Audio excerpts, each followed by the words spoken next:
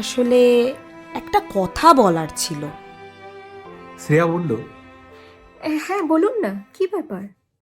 এই যে এই টর্চ দুটো সাথে রাখুন। আর বলছিলাম, আসলে উনি তো এসব মানেন না, তাই ওনাকে কিছু বলিনি। এসব পাহাড়ি গ্রামে কিছু নিয়ম থাকে, সেসব মেনে চলাই ভালো।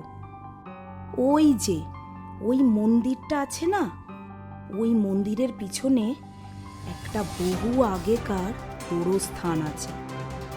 ওই দিকটা যাবেন না, জায়গাটা না খুব একটা ভালো না। তার উপর আজ অমাবস্যা। আমি বলি কি, সন্ধ্যা আরতি নয়, খানিকটা দেখেই নিচের দিকে নেমে আসুন। যেদিন গাড়ি থাকবে সেদিন নয় পুরোটা দেখবেন খন। আজ একটু তাড়াতাড়ি ফিরে আসবেন, কেমন?